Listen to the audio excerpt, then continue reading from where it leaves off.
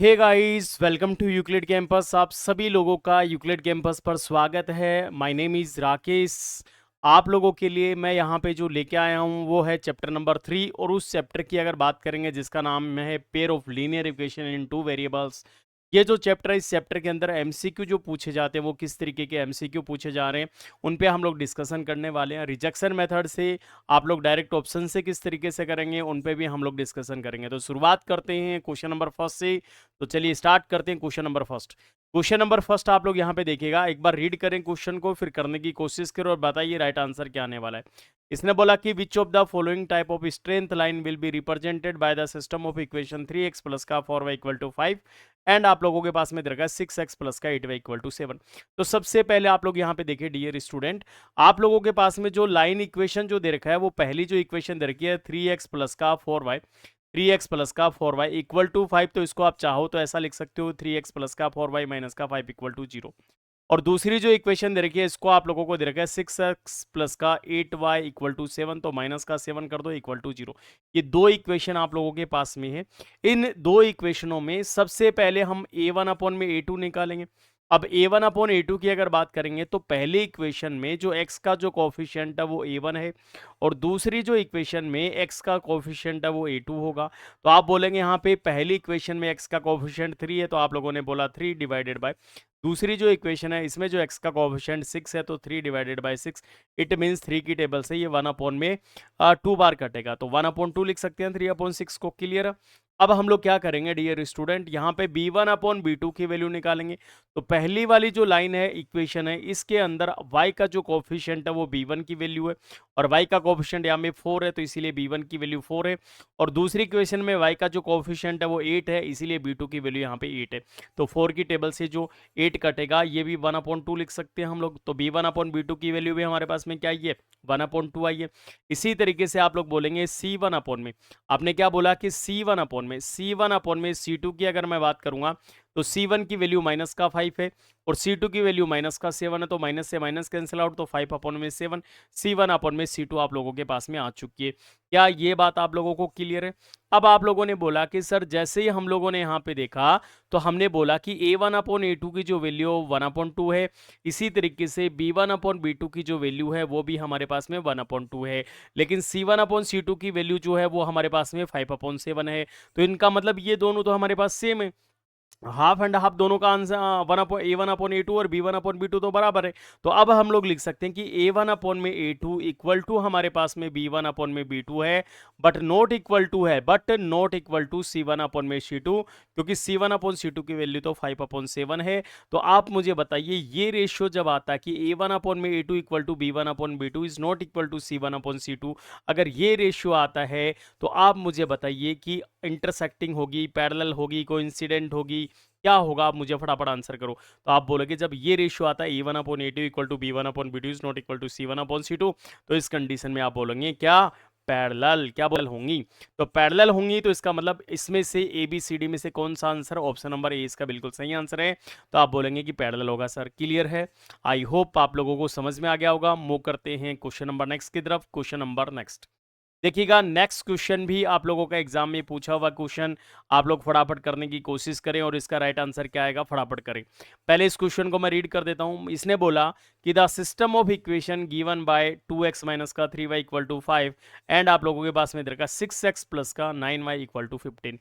चार ऑप्शन दे रखे हैं, इन चार ऑप्शन में से आप लोगों को बताना है कि कौन सा ऑप्शन इसका बिल्कुल सही आंसर होगा। बड़ा आसान सा क्वेश्चन है। आप लोगों को अगर रेशियो पता है कि a1 upon A two equal to B one upon B two equal to C one upon C two होता तो क्या होता है, जब a1 upon A two equal to B one upon B two is not equal to C one upon C two होता तो क्या होता है, जो मैंने पिछली वाली क्लास में मैंने बताया था, वो चार्ट मैंने आप लोगों को याद करवाया था। अगर वो चार्ट याद है तो ये क्वेश्चन आप लोगों के लिए आसान है। ठीक है, तो अब आप लोग देखेंगे सबसे पहले आप लोगों के पास में जो इक्वेशन दे रखी है, इस इक्वेशन को हम लोग यहां पे लिखेंगे 2x माइनस का 3y इक्वल टू 5 है, तो माइनस का 5 इक्वल टू 0। और दूसरी जो इक्वेशन है इसको हम लोगों ने लिख दिया 6x प्लस का 9y और इक्वल टू 15 है तो माइनस का 15 इक्वल टू 0। ये दो इक्वेशन हम लोगों ने लिख दिया। अब इन दो इक्वेशनों में सबसे पहले हम लोग क्या करेंगे डियर स्टूडेंट, आप लोग बोलोगे सर a1 अपॉन a2 निकालो पहले। तो a1 अपॉन में a2 की अगर बात करेंगे तो a1 अपॉन a2 का मतलब हो गया a1 की वैल्यू 2 है और a2 की वैल्यू हमारे पास में 6 है, तो आप लोग बोलेंगे 2 डिवाइडेड बाय 6। इसका मतलब 2 अपॉन 6 का मतलब कितना हुआ, 1 अपॉन में 3 हो गया। इसी तरीके से हम b1 अपॉन में b2 निकालेंगे। जब b1 अपॉन b2 की अगर बात करेंगे तो आप लोग यहाँ पे देखेंगे डियर स्टूडेंट कि b1 की जो वैल्यू है वो माइनस का 3 है, तो माइनस का 3 है, और b2 की जो वैल्यू आपके पास में 9 है तो 9 है। तो आप लोग बोलेंगे 3 की टेबल से ये 1 बार कटेगा तो -1 डिवाइडेड बाय 3 की टेबल से 9 कितने बार कटेगा, 3 बार, तो ये हो गया माइनस का 1 अपॉन 3। इसी तरीके से c1 अपॉन c2 की अगर बात करेंगे तो हमारे पास में c1 की वैल्यू माइनस का 5, c2 की वैल्यू माइनस का 15, तो इसका मतलब ये हमारे पास में माइनस से माइनस कैंसिल आउट, तो ये 1 अपॉन में 3। अब आप लोग मुझे ये बताइएगा, यहाँ पे हमारे पास में a1 अपॉन में a2, a1 अपॉन a2, देखो ये 1 अपॉन 3 है, ये माइनस का 1 अपॉन 3 है, इक्वल नहीं है ना, ये 1 अपॉन 3 है। तो आप लोगों ने बोला कि हमारे पास में a1 upon a2 is not equal to b1 upon में b2 है। पहली बात तो यही पता लग गया कि a1 upon a2 is not equal to b1 upon b2 है, क्योंकि a1 अपॉन a2 की जो वैल्यू है वो 1 अपॉन 3 है, जबकि b1 अपॉन b2 की जो वैल्यू है वो क्या है, माइनस का 1 अपॉन में 3। तो आप लोगों ने क्या बोला डियर स्टूडेंट, आप लोगों ने बोला कि सर यहां तो हमारे पास में a1 upon a2 is not equal to b1 upon b2 आ रहा है, a1 upon a2 is not equal to b1 upon b2। अगर आप लोगों के पास में a1 upon a2 is not equal to b1 upon में b2 आता है, ये अगर रेशियो आता है, तो आप लोग मुझे बताइए डियर स्टूडेंट इस कंडीशन में क्या होगा। तो आप लोगों को अच्छी तरीके से याद है कि जब a1 upon a2 is not equal to b1 upon b2 तो आप लोग क्या बोलेंगे, यूनिक सॉल्यूशन। यूनिक सॉल्यूशन याद है ना आप लोगों को, तो आप लोग बोलेंगे यूनिक सॉल्यूशन। क्या बोलेंगे, यूनिक सॉल्यूशन। अगर यूनिक सॉल्यूशन की बात करें तो ऐसा आप लोग ऑप्शन देखिएगा कि यूनिक सॉल्यूशन कौन से वाले ऑप्शन में है, यूनिक सॉल्यूशन ढूंढो फटाफट। तो आप लोगों ने बोला सर ऑप्शन नंबर फर्स्ट में दे रखे हैज यूनिक सॉल्यूशन, तो इट मींस इस क्वेश्चन का जो राइट आंसर आने वाला है वो राइट आंसर आप लोगों का होगा ऑप्शन नंबर ए, इसका बिल्कुल करेक्ट आंसर है। क्या आप लोगों को समझ में आया, क्या आप लोगों को समझ में आया, बोलो यस और नो, आगे मूव करें। चलिए आगे मूव करते हैं क्वेश्चन नंबर नेक्स्ट की तरफ। पूरे जोश के साथ फटाफट क्वेश्चन को पढ़िएगा, इसका क्या आंसर आएगा आप लोग मुझे आंसर करिएगा। इस क्वेश्चन को मैं एक बार रीड कर देता हूं। इस क्वेश्चन में क्या बोला कि the point of intersecting of the line represented by 3x minus का y equal to 3 and y axis is given by.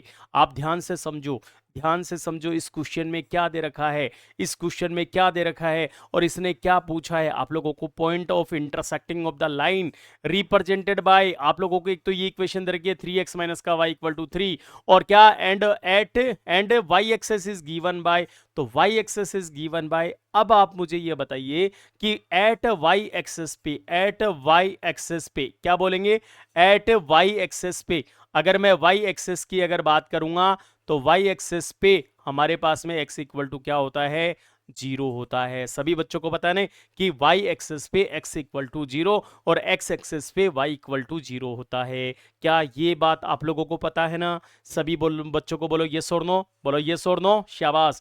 तो y एक्सेस पे x इक्वल टू क्या होता है, 0 होता है।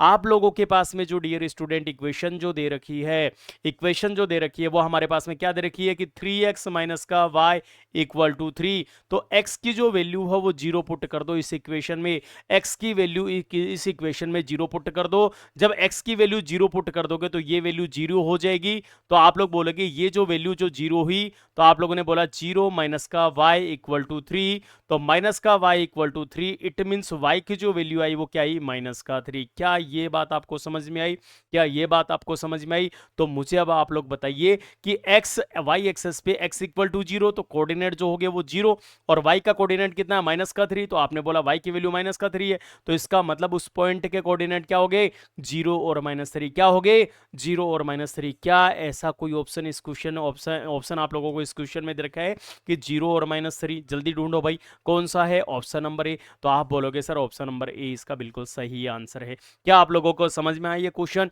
क्योंकि आप लोगों को बस ये देखना कि y एक्सेस पे x इक्वल टू 0 होता है, y एक्सेस पे x इक्वल टू 0 होता है। है, और जब x इक्वल टू 0 है तो ये जो x इक्वल टू 0 है इस इक्वेशन में आप लोग पुट कर दे, y की वैल्यू आप लोग निकाल ले, वो आप लोगों के पास में उस पॉइंट के कोऑर्डिनेट आ जाएंगे। क्या क्लियर है? आई होप आप लोगों को समझ में आ गया होगा। मूव करते हैं क्वेश्चन नंबर नेक्स्ट की तरफ। Are you ready guys? तो चलिए आगे बढ़ते हैं क्वेश्चन नंबर नेक्स्ट की तरफ। क्वेश्चन नंबर नेक्स्ट आपके स्क्रीन पर, यह भी आप लोगों के एग्जाम में सीबीएसई में पूछा हुआ क्वेश्चन है। आप लोग एक बार इस क्वेश्चन को रीड करिएगा। इसने बोला कि 3 चेयर, 3 तो चेयर दे रखी है, और 1 टेबल इज कॉस्ट 900 रुपीज। इसने बोला भाई अगर आप 3 चेयर और 1 टेबल लेके आओगे तो दोनों को मिलाकर, दोनों का मतलब 3 चेयर और 1 टेबल को मिलाकर 900 रुपए उसकी कॉस्ट है। 900 रुपए देने पड़ेंगे भाई, 900 रुपए उसकी कॉस्ट है। हमने बोला ठीक है। जहां पे whereas 5 chair and 3 table cost is 2100 rupees. ये बोल रहा कि भाई अगर 5 चेयर की अगर मैं बात करूं, 5 चेयर की अगर मैं बात करूं और 3 टेबलों की अगर मैं बात करूं, तो उनको मिलाकर जो कॉस्ट है वो 2100 रुपीज है, यानी 2100 रुपए है। बात क्लियर है? बात समझ में आ रही है कि इसने क्वेश्चन में क्या बोला? इसने क्वेश्चन में साफ साफ बोला कि भाई अगर आप लोग, इस क्वेश्चन में साफ साफ बोला कि भाई अगर आप लोग 3 चेयर लेके आओगे, अगर आप 3 चेयर लेके आओगे और 1 टेबल लेके आओगे, तो इनको मिलाकर टोटल कॉस्ट बनेगी कितनी? 900 रुपए की। उसने बोला अगर आप 5 चेयर लेके आओगे, अगर आप 5 चेयर लेके आओगे और 3 टेबल लेके आओगे, तो इनको मिलाकर कॉस्ट मिलेगी 2100 रुपए की।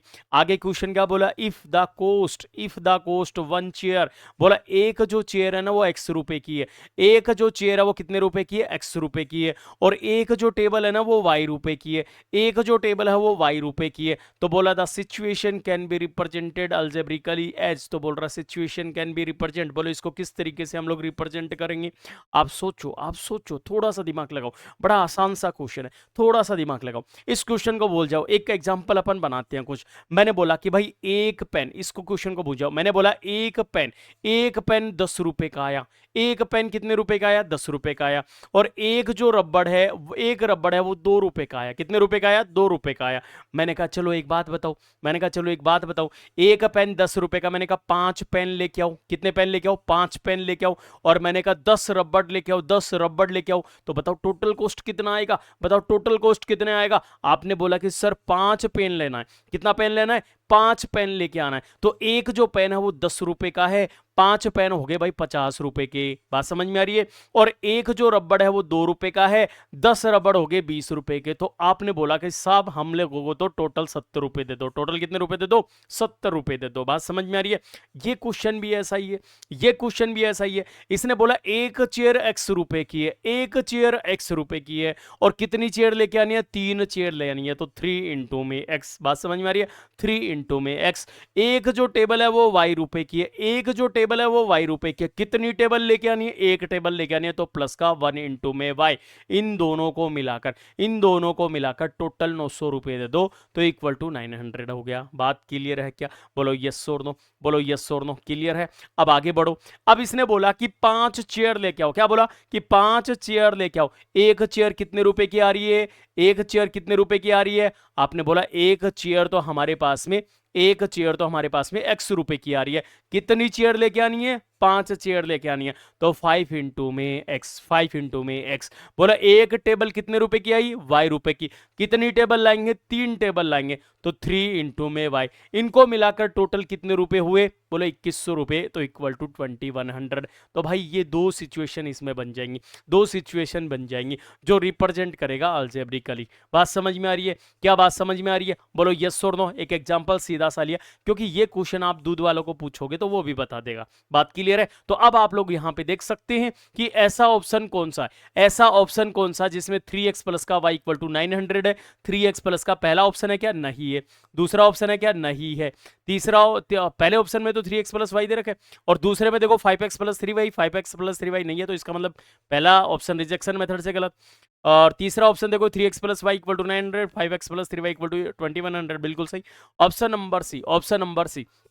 तो देखो इस क्वेश्चन को कुछ नहीं करना था, बड़ा आसान सा सीधा साधा सिंपल सा क्वेश्चन। आपको बोला गया एक चेयर x रुपए की है, बोलो कितनी चेयर लानी है? 3 चेयर लानी है। तो आपने बोला 3x प्लस का, बोला एक टेबल कितने रुपए की है, बोला वाई रुपए की है, कितनी टेबल लानी है, एक टेबल लानी है, तो 1 इंटू में y equal to y, total मिलाकर 900 रुपए। दूसरी इक्वेशन ऐसे बनानी है, 5 चेयर लेके आनी है तो 5 इंटू में एक्स, प्लस का 3 टेबल लेके आनी है तो 3 इंटू में वाई इक्वल टू 2100 है। बोला ऐसा कौन से है ऑप्शन में, तो बोला भाई साहब यहाँ पे ऑप्शन नंबर सी होगा। क्या बोला कि भाई साहब यहाँ पे ऑप्शन नंबर सी होगा, तो ऑप्शन नंबर सी इसका बिल्कुल सही आंसर है। दूध वाले को पूछोगे भाई वो बता देगा इस क्वेश्चन का आंसर। चलो आगे बढ़े क्वेश्चन नंबर नेक्स्ट की तरफ। चलिए क्वेश्चन नंबर नेक्स्ट, कंप्यूटर वहां से रिप्रेजेंट करो। देखिए क्वेश्चन नंबर नेक्स्ट आपकी स्क्रीन पर, आप लोग इस क्वेश्चन को रीड करिएगा और फटाफट मुझे आंसर दीजिएगा कि इस क्वेश्चन का राइट आंसर क्या आने वाला है। इस क्वेश्चन का राइट आंसर क्या आने वाला है, पहले इस क्वेश्चन को समझ लो। द वैल्यू ऑफ के, इसने बोला भाई इस के की वैल्यू बता दो। The value of K for which the pair of equation K x equal to y plus का 2। इसने बोला कि इस ये जो हमारे पास में के है, ये जो हमारे पास में जो के है, इस के की वैल्यू आप लोग बता दो। जहां पे आप लोगों को एक इक्वेशन तो ये दे रखा है कि के x equal to y plus का 2, और दूसरी जो इक्वेशन दे रखा है वो दे रखा है 6x equal to 2y plus का 3 हैज इन्फिनिटिव मैनी सॉल्यूशन। बस ये लाइन पकड़ में आ गई, हैज इन्फिनिटिव मैनी सॉल्यूशन। अब डियर स्टूडेंट आप मुझे ये बताओ, इन्फिनिटिव मैनी सॉल्यूशन की अगर बात करें, तो आप मुझे बताइए कि इन्फिनिटिव मैनी सॉल्यूशन में रेशियो क्या होता है। इन्फिनिटिव मैनी सॉल्यूशन में रेशियो क्या होता है, तो आप लोगों को मैंने पिछली वाली क्लास में भी बताया था कि इन्फिनिटिव मैनी सॉल्यूशन के लिए रेशियो होता है a1 अपॉन में a2 equal to b1 upon b2 equal to c1 upon में c2, तीनों के तीनों को बराबर करना है। ये इन्फिनिटिव मैनी सॉल्यूशन के लिए रेशियो याद रखना है। क्लियर है। अब आप लोग यहां पे देखिएगा, ये जो इक्वेशन दे रखी है इस इक्वेशन को लिखो kx, ये y equal to y plus 2 है तो इधर ले आओ तो माइनस का y, और 2 भी साइड में ले आए तो माइनस का 2 इक्वल टू 0। ये आपके पास में इक्वेशन नंबर फर्स्ट बन गई। दूसरी इक्वेशन की अगर मैं बात करूं तो दूसरी इक्वेशन यहां पे देखेंगे 6x और इक्वल टू 2y है तो इस साइड में ले आओ भाई 2y, और ये प्लस का 3 ये भी साइड में ले आओ तो माइनस का 2 इक्वल टू 0। ये आपके पास में दूसरी इक्वेशन बन गई। इन इक्वेशन में सबसे पहले, इन दो इक्वेशन में सबसे पहले dear student a1 upon a2 निकालो, क्योंकि रेशियो क्या है, a1 upon a2 equal to b1 upon में b2 equal to c1 upon में c2। ये होना चाहिए किसके लिए, इन्फिनिटिव मैनी सॉल्यूशन के लिए ये होना चाहिए। समझ में आ रहा। तो a1 अपॉन a2 की बात करेंगे, a1 की वैल्यू जो हमारे पास में k है और a2 की जो वैल्यू वो 6 है। तो डियर स्टूडेंट आप लोग यहां पे लिख सकते हैं k अपॉन में 6। मैं एक बार लिख देता हूं इसको, k अपॉन में 6 इक्वल टू, ये इक्वल होना चाहिए b1 अपॉन में b2, b1 की वैल्यू यहां -1 है तो आपने बोला -1 डिवाइडेड बाय b2 की वैल्यू -2 है तो आपने बोला -2 equal to c1 upon c2, c1 की वैल्यू -2 है, c1 की वैल्यू -2 और c2 की वैल्यू हमारे पास -3 है, -3। क्या आप लोग मुझे ये बताइए, क्या ये दोनों बराबर होते हैं क्या? जल्दी बताओ फटाफट, क्या ये दोनों बराबर होते हैं क्या? कि हम लोगों ने, थोड़ा सा ऊपर कर देता हूं मैं इसको, हम लोगों ने लिखा k अपॉन 6, या minus minus cancel out 1 upon 2 equal to minus minus cancel out 2 upon 3। क्या आप लोग मुझे ये बताइए, क्या 1 अपॉन 2 इक्वल 2 अपॉन 3 होता है? क्या 1 अपॉन 2 इक्वल 2 अपॉन 3 होता है? तो आप लोग बोलोगे बट हम लोगों ने बोला कि 1 upon 2 is not equal to 2 upon 3, कि 1 अपॉन 2 है वो 2 अपॉन 3 के बराबर नहीं होता है। 1 अपॉन 2 है वो 2 अपॉन 3 के बराबर नहीं होता है। इज नॉट ट्रू, ये ट्रू नहीं है। तो अगर ये ट्रू नहीं है तो आप लोग क्या बोलोगे कि ये जो सिस्टम है does not have infinitive many solution for any value of के। आप लोग क्या बोलोगे कि ये जो सॉल्यूशन है वो does not have many infinitive solution for the value of के, यानी के की वैल्यू के लिए अगर ये बराबर नहीं है तो के की वैल्यू के लिए ये डज नॉट एग्जिस्ट करता है। तो इसका मतलब इसका राइट आंसर क्या आएगा? अब तो आप लोगों को समझ में आ गया होगा, डज नॉट एग्जिस्ट क्या आएगा? Does not